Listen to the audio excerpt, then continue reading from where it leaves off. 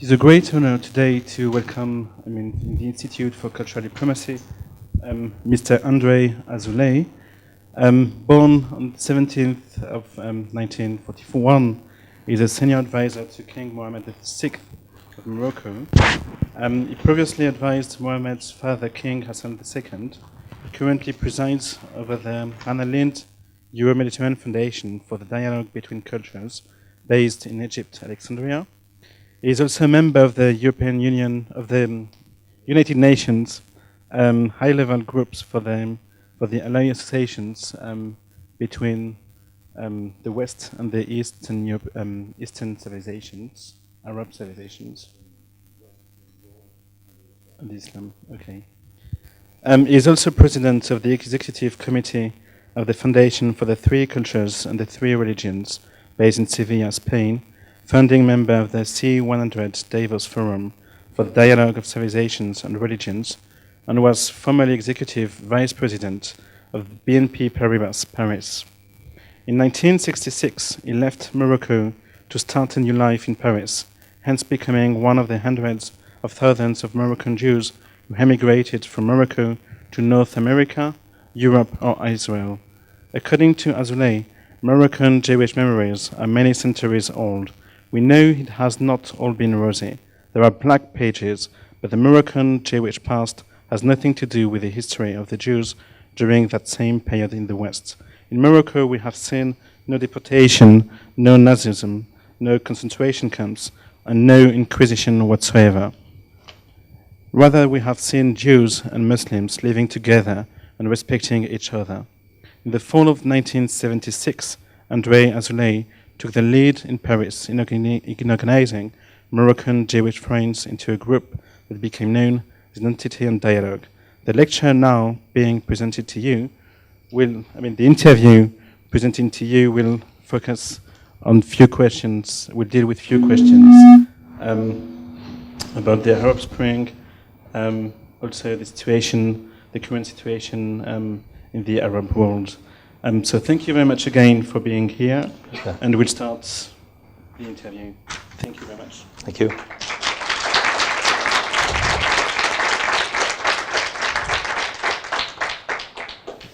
As a first question, you intensively dedicated most of your life in the effort of improving to intercultural and interreligious dialogue. I'd like to ask you, as president of the Hannah Lindh Foundation, how the international communities should embrace the recent political developments following the Arab Spring events. Should we all be concerned about the rising power of Islamic fundamentalist groups, which can represent a threat for the process of intercultural and interreligious dialogue? Or should we instead look at these events as a fundamental step forward towards a process of democratization strongly wanted by the Arab people, which will foster the process of intercultural dialogue in the region? Yes, first of all, thank you for having me with you today. I'm very pleased to have this opportunity to discuss with you, to exchange views, and to listen from you. To your question, I want to say immediately that we are in a period when history is knocking our doors in my region, from Morocco to Palestine, knocking your doors in Europe, because what is going on in the southern shores of the Mediterranean will also impact, I hope positively, the relation between Europe and the southern countries who are partnering with Europe for a very long time. And as we all know, the situation in the Mediterranean region is today one of the most challenging period addressing the Western world and also questioning the future of the European Union when it comes to look on relations with the Arab-Muslim countries who are, the gateway for Europe to the eastern part of the Mediterranean and the southern part, and also to Africa and to the Muslim world. We today are in a period where, for positive or negative reasons, the Arab world is in the center of the daily life for all. What is going on in Syria or in Tunisia or in Egypt, it's not only a Syrian problem, an Egyptian problem, or a Tunisian problem. It is our common challenge. And the way we will understand it in the north and the south of the Mediterranean will determine the building and the destiny, the common destiny we will have together for tomorrow. So I just want you to know that as a human being, as a Moroccan citizen, as president of this Euro-Mediterranean Foundation, the Lindh Foundation, I see no alternative to a common destiny for the European and our countries.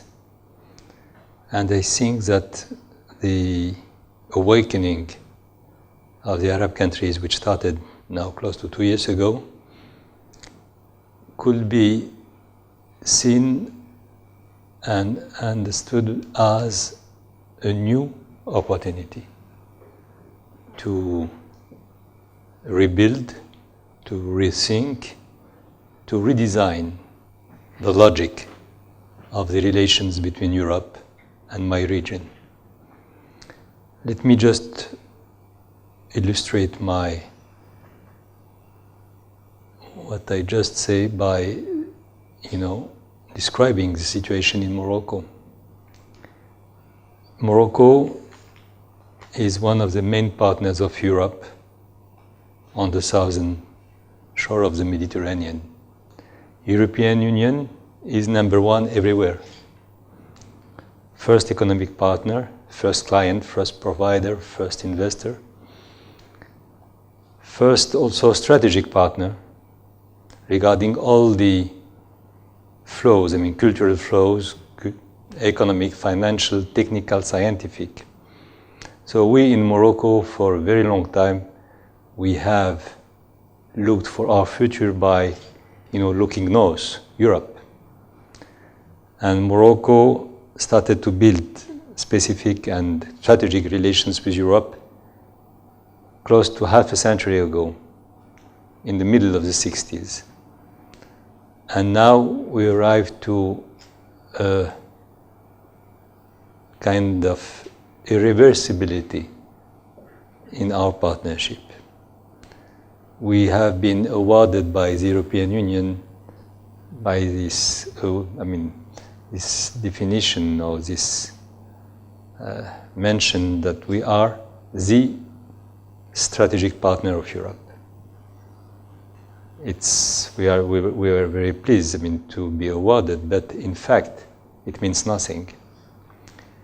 It means that, even if we are the closest partner of Europe, we are still in a relation which is with no reciprocity, no parity, no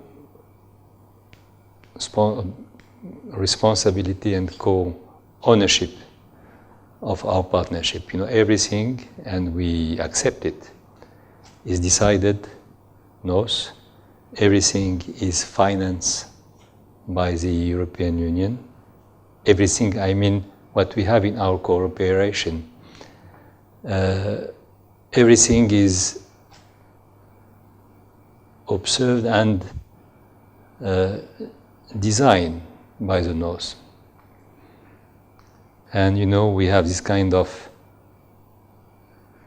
free trade culture, which means that all the goods, all the services who are produced in Morocco, they can travel freely to the north. But when it comes to ourselves, to our people, to our children, you know the situation. We have also the clear understanding that in this cooperation, which is vital for us, but which has to move and to change. In this cooperation, we are creating wealth on the two sides of the Mediterranean, and we are very pleased with that. The only problem we have is with the wealth we are creating together, the largest part of it is going back to Europe when it is created. So if I take just the scale of 10, we are creating every year 10 points of add value of wealth together. 8 or 7 points goes back to the north at the end of the year. It means that we kept 2 or 3 points, which is good because maybe without Europe we will not be able to create it. But now the situation is different. Our people are understanding the rules of this game and they want to change it. It is part of what is called in Europe the Arab Spring or the Arab Awakening. Our civil societies are asking for more equality, more reciprocity, which means that we have to discuss and to sit and to meet with our European partners to see how to rethink, redesign, rebuild a more ethic partnership. So I just want on this point, because I know that there are other topics to address, but just to make you aware that when I said at the beginning that it is history which is knocking our doors at this time, it is serious. It's not just, something which is concerning people like me who are in the governmental side. Now it is a people-to-people challenge, and it will be a different game. I see it as an opportunity.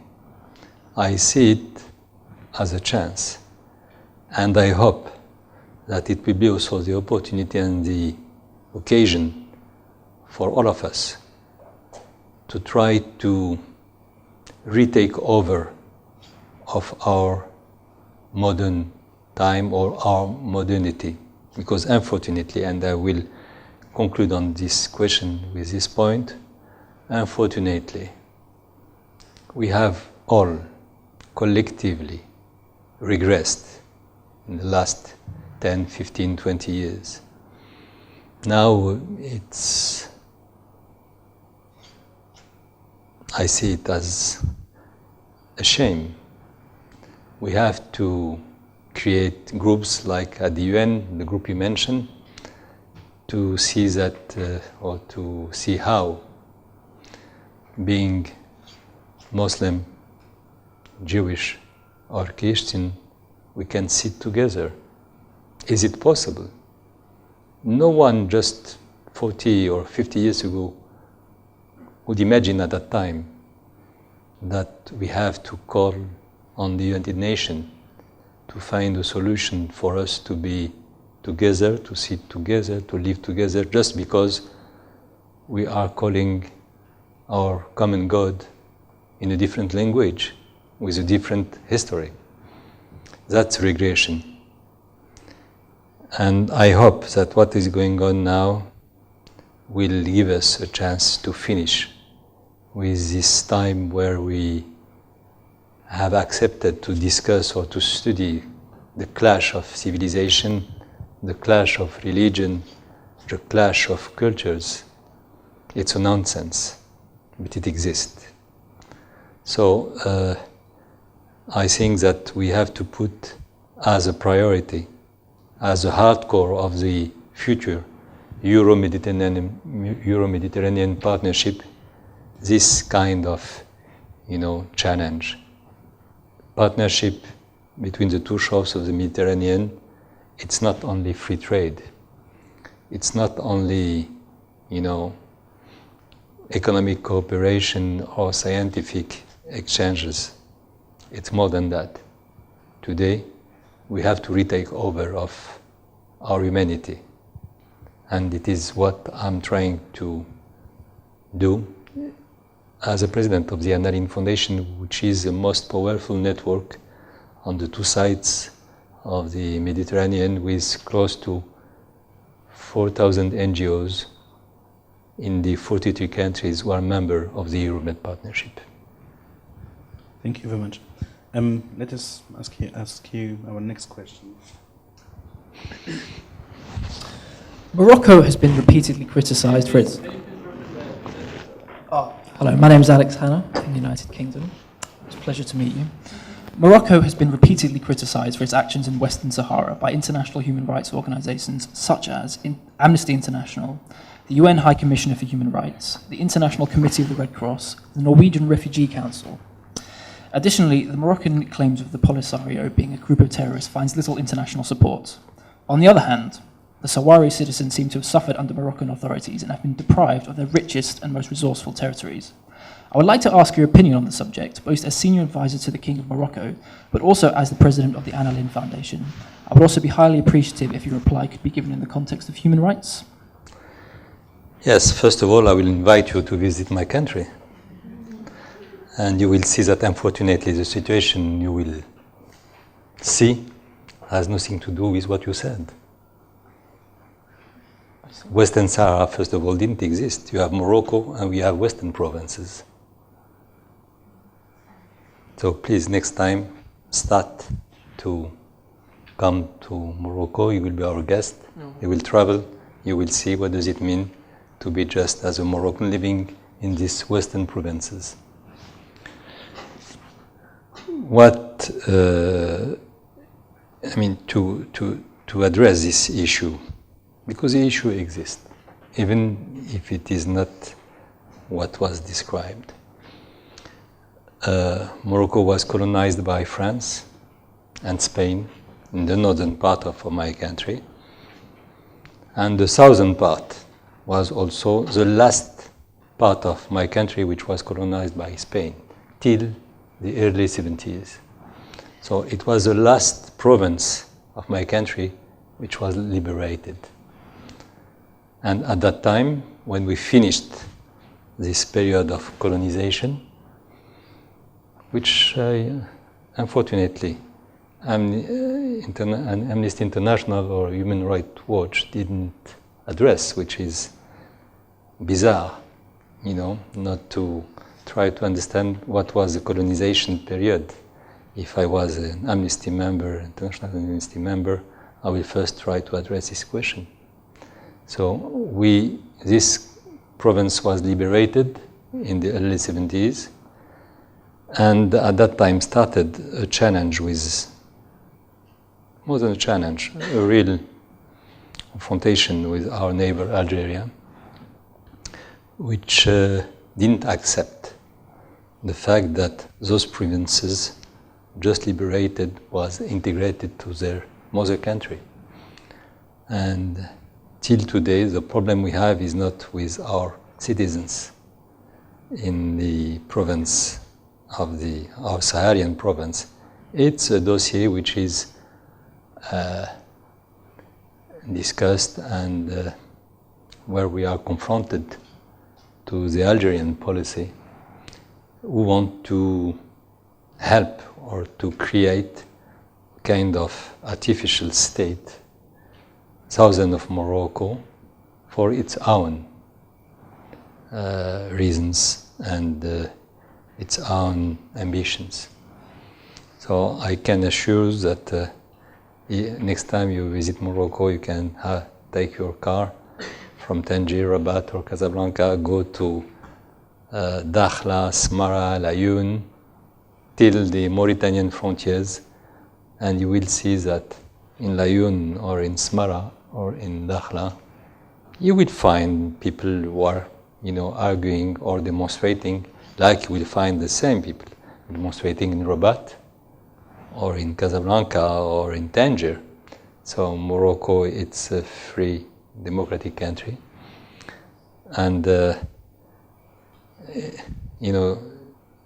for those who have visited Rabat, you will see that every day, starting in the morning till late in the evening, you have demonstration.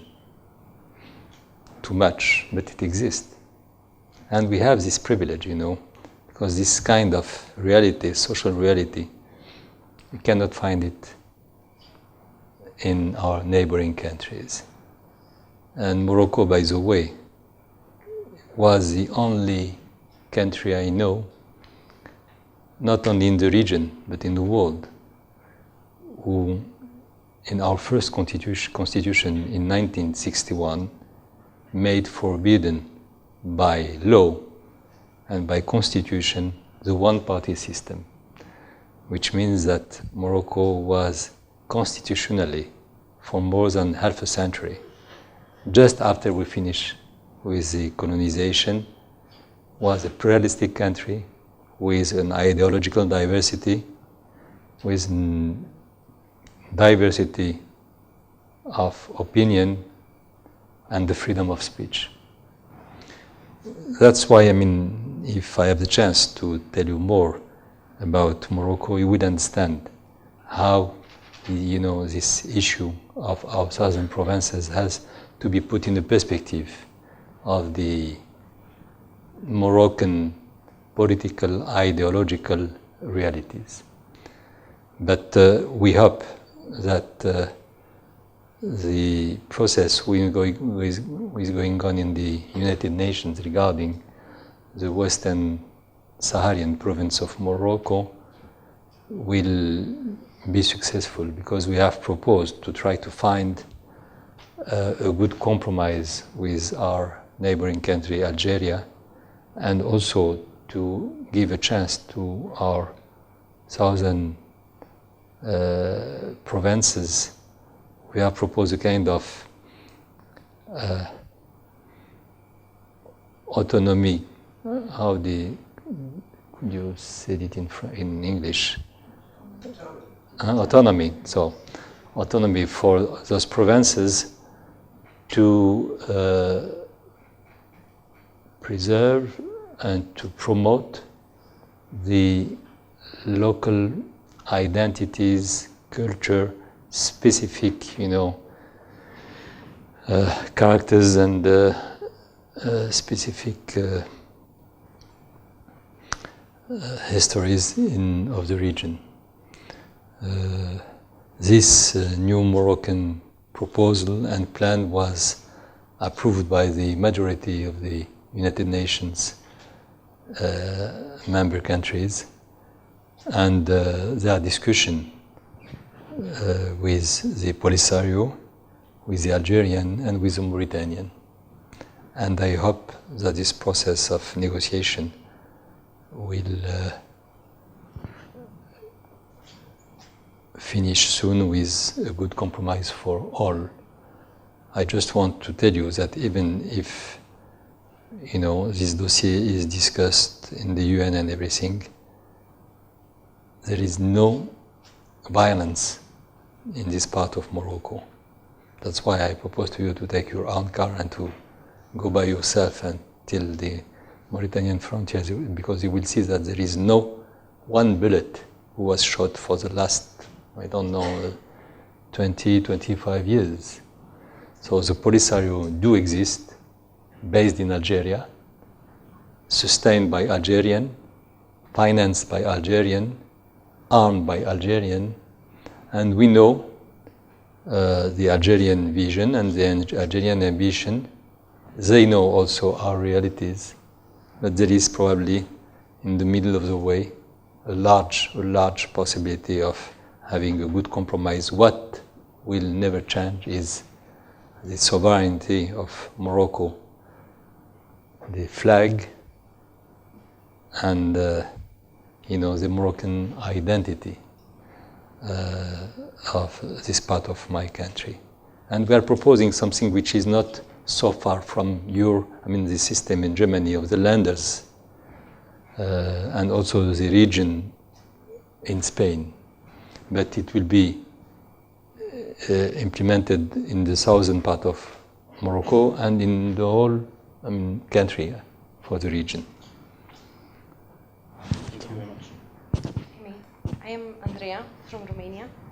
My next question is related to the fact that Morocco holds. Sorry.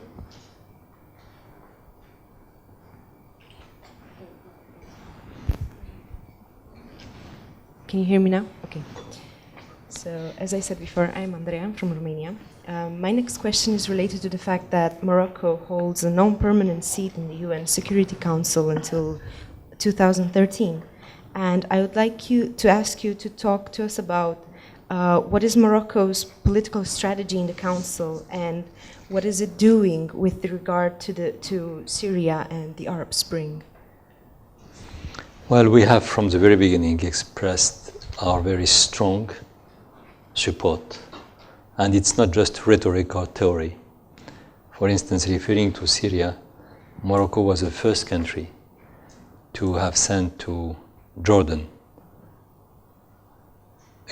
a full equipped hospital, which is the largest on the Syrian boundaries, frontiers with Jordan. And by the way, the King of Morocco will visit it in 2 days from now, because thousands of Syrians who are hurt daily, they have a place to be, able to receive what they need when they are hurt after the shooting. So we have also from the very beginning expressed our support by calling our ambassador in Damascus to come back to Rabat, and by asking the Syrian ambassador to leave Morocco. So it's a very clear-cut position in Morocco to support the Syrian people and to give a chance to democracy in this part of the world. It was the same when the awakening started in the Tahrir Square in Egypt, or when it started in Tunisia. So, and in Morocco also, we have implemented a lot of reforms in the last 2 years. And you can ask me, why and how the Moroccan spring or the Moroccan awakening is going on. Because it exists. You all know probably that there were very large demonstrations in Morocco months ago, by the middle of last year in February. But it was a different situation, nothing to do with what happens in Tunisia or in Libya or Syria or Egypt. And by the way, for those of you who are from the northern part of the Mediterranean, you have to resist the temptation to try to understand what is going on, for instance, in Tunisia, by, regarding what is going on to Egypt, and to see, because we are all Arab countries, same language, Muslim countries, we are not the clone. Tunisia is not the clone of Egypt. Morocco is not the clone of Libya. And Syria is not the clone of Algeria. We can have the same background and be different, or be just specific country. Saying that, I was, trying to explain what was the Moroccan difference. When I mentioned that half century ago, we have made by law and by constitution the plurality of the country, and we made out of law the one-party system. it means that if you have to reform in a country which was in the plurality for 50 years, it's a different story than to have to reform in a country which was under the dictatorship of one-party system during the same period. Myself as Moroccan, I'm different than a Syrian or a Libyan or an Egyptian because I have the chance to be in a pluralistic system, in a pluralistic country. Maybe it could be perceived by you as a paradox. You say, well, you are a monarchy, and is a chance to have a democratic system in a monarchy? I mean, it's a question you can address me, you can ask me. My answer is yes. Even if I was myself, you know, in my bio you mentioned that I left Morocco at a certain period to become a banker in Paris. But I didn't left Morocco because I decided. I was at that time fighting, demonstrating for more democracy. And I was obliged to exile myself in the early 60s because it was not still possible for me to express my views. But I expressed it, and I decided at a certain stage to leave the country and then to come back. It was a permanent process of change, of reform, because our institution, our constitution, gave us this possibility to reform without break, to change without confrontation, to move forward without bullshit. That's a Moroccan difference. And we are a constitutional monarchy now for close to 60 years. And we are changing constitution. The last one was changed because of the awakening, last July. And you know, in this constitution, again, what makes the Moroccan difference, that in the foreword of the constitution it is said, it is written, not only said. And it is also history, like it was history when in 61, the constitution at that time made forbidden the one-party system. Now, in July 2011, the foreword of the new constitution is saying that Morocco, as an Arab and a Muslim country by today, was forged in history, nursed in history by the Berbers, the Jews, and later on, close to 1,000 years later, by the Arab and the Muslim civilization. So, myself as a Moroccan, I am Jewish myself, and I am more than 3,000 years old, which it is not yesterday. I'm saying that because I feel very comfortable as a Moroccan Jew, because I belong to a community who arrived to Morocco close to 1,000 years before Islam and before the Arabic civilization. And it gives me the privilege to present myself or to see myself, first of all, which is private, it's private part of my person. I'm Jewish, but I'm Arab, I'm an Arab Jew. I'm also Berber, because the first time the Jews arrived in Morocco, they found the Berbers. And I am probably somewhere Muslim, because you cannot be for centuries living together and crossing your life without, exchanging.